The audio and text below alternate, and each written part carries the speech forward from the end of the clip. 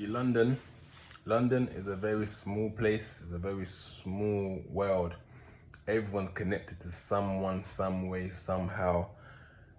It's just inevitable, right? So sometimes people start beef with people.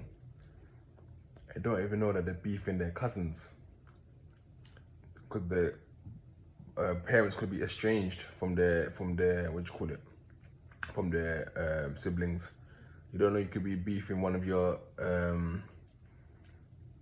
parents' best friend's son.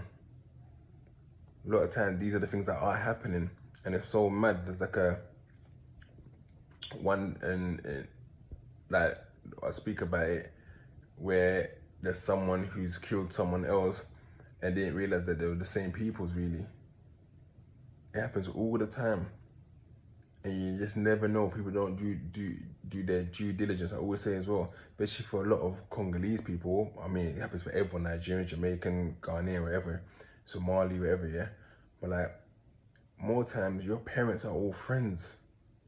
More time your friends, your parents go to the same parties and the same people, and you Congolese youths are getting at each other. And I say this to say, last year my brother was getting married, right? One of my older brothers getting married, right? So obviously it's a good family affair. I didn't get to go to the church because we'll call it. We had a match that day. It was on a Saturday, right? So anyway, now did we really have a match? Now it was in June. We didn't have a match. Something happened anyway. It could have been a pre-season match. Can't remember. You know what? I think my tournament was meant to be on. I can't remember. Something happened anyway. I couldn't get a chance to go to the ceremony, but I was going to the after party with my family, right? So obviously Congolese weddings, especially because my family's sort of well known in the Congolese community, it was mad. Like hella people, and the woman and my brother was married like her as well. Cool person. Now, anyway, some of my older cousins had issues with certain people from their own areas. We're gonna go to different areas within those areas, right? They got issues, right? Then they must have see one of the guys that jams with other people that don't get along with. So I'm oblivious to all of this. I'm just having a party. I'm there with my family. I'm just oblivious to this. It's getting time. Getting ready for time to go soon. You know, Congolese parties are going until like 5, 6 o'clock in the morning, but they're looking to cut out about 1 o'clock in the morning. So there with my 2 daughters and that as well, right? And then obviously, like I said, my cousin that see one of the guys that had issues with, so they started putting pressure on him. They put bare pressure on him. Little did they know that he's actually the brother of the person that my brother's marrying. So can you imagine? It's like that. But obviously the brother felt pressure. He's called these people, and they come to the wedding with a strap. Like it's mad. A gun at the wedding. So obviously like the guys moving like who wants it sort of thing. But obviously everyone's trying to calm down the whole situation. Like yo, it's not like that. Everyone's family. But it's mad how these sort of things happen, how they can just escalate without people even knowing each other, without people knowing who's who, and just beefing, and you don't know you're beefing your own family, you're beefing your own peoples. So I say this to say, yeah, I'm not here, like I feel like I'm always preaching, yeah. And sometimes I feel like, you know what, it goes through one ears of some people and then goes at the other ear. But I don't want to preach. I just want to, all I do is really talk about my experience of things that I've gone through, things that I've seen, things that I've done, things that I've come through, right? And it's for you to listen to those things and think to yourself, raw, could I potentially get myself in those positions as well? Like, it's hard to leave beef. It's hard to leave beef. People find it so difficult to leave beef, right? Even the other day, I'm sure you was watching the versus battle between Jeezy and Gucci Mane, right? And like you can tell Gucci, as much as he like he done the thing. He used that point to sort of try to violate my man, and he had every right to try and violate Jeezy. But you know what, Jeezy, whether he's doing it for any political clout or to show, he showed, you know what, I'm gonna be the bigger man, and I respected that. I respected that highly. Yeah, and these are like people who where there was guns involved. Someone's dead from that, and they could do it. Now everyone telling me, oh no, London's too small, these beefs are too hardcore, no one ever, bro. I can guarantee when they get to a certain age, people forget. Don't get me wrong, there's certain things that where you violate someone so much that they can never forget you. They see you 10 years from now, 15 years from time, 20 years from time, and they're still onto you. There's certain things, but you know what? There's nothing wrong with picking up the phone, you know?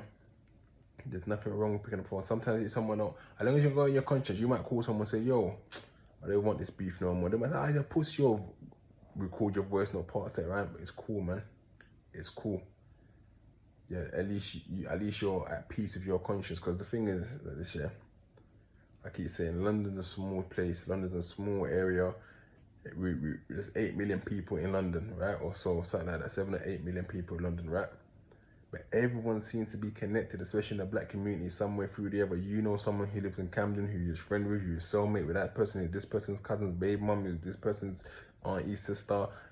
Everyone knows each other, in more or less, right? So when things go out, and there's always a chance to reach out to the next brother, go, can you reach out to those brothers there and tell them how it? And what is this one? Man, they need to start hating, you know? You know what causes a lot of the hood passers, the street passers? Someone sees someone doing well. Nah, fuck it, let's rob me, a pussy or a prick. My man sweated for his own work, you know? My man sweated to get the position he is, you know? What, you're gonna take that because you're lazy? Because you ain't got the business acumen, you ain't got the brain to actually, you know what, let me actually form my own thing, let me try to do a thing myself as well. There's too much people who just, like, want to rub off a next brother, or hate on the next brother, or try to set someone else up. And I was like, how do you sleep on that after you set someone up? You have your possessions and money. You can't take it to I can say hell or heaven, whatever exists. You can't take it to the grave with you, right? Yeah. One thing I got to the point of this year, I don't want to die. Yeah, I don't want to die. Yeah. However, I got to the point where I'm not putting this in the air. I'm not putting nothing in the air. God forbid, I'm not putting it in the air. I rebuke it, yeah. But I'm not fearful of death, because I've got to the point now where I think you live life to the point where you grow up, have your children, yeah, and then do your most to make sure your children's legacy and they are able to have a comfortable life. So if I was to pass today, right, I got life insurance, which means my children will both get a good sum each that will set them for life. You understand? So therefore, I'm not fearful of death. Yeah, many of you guys, now this ain't no life insurance advertisement, but many of you guys, yeah, if you die now, your parents are gonna struggle to bury you. You don't think about where you get your parents. Like how much a funeral costs? How much all those is going to buy a grave to go dig someone up? That whole pain. Some of you guys, I'll be honest, you don't care. You don't care. Oh, bloody hell! So I'm watching the Liverpool Leicester. Some of you guys, I'll tell you, you don't care about your parents because you don't care about the consequence of what happens after you die. That the bills are gonna fall. Your man them ain't gonna give no bills. Your parents will calling your bedroom. Yo, hey, this is Jamal's dad. We're paying for the funeral. Boop, phone down. That's what's gonna happen. You really think about it, yeah? Think about it this way, yeah? You already see how a man move when you're in jail. Nobody's sending you peas. Nobody's visiting you. So what more are they gonna do for you? This is when you're still alive. When they got a chance to make you see that they care, yeah? This is when they got a chance to make you see that they care. When you're in jail, yeah? That's a chance for them to send you money, for them to send you peas, yeah? They don't do it. So what more at your funeral? When your mum has to go and pay, and your dad has to go and pay for the whole funeral fees, buy the coffin, they'll be calling your bedroom that, yo, can you send someone? They ain't gonna wanna help. Because they're not helping you now. They're not helping you now when you're in jail, when you're alive, when you can see the help. So when you can't see the help, what the fuck they care? What the fuck they care?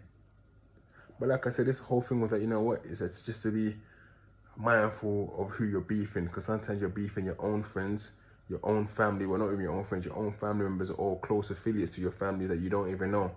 Where things could have been sorted out easily. So imagine that gun was used at the wedding. That'd have all been peak, right? Anyway, my peoples.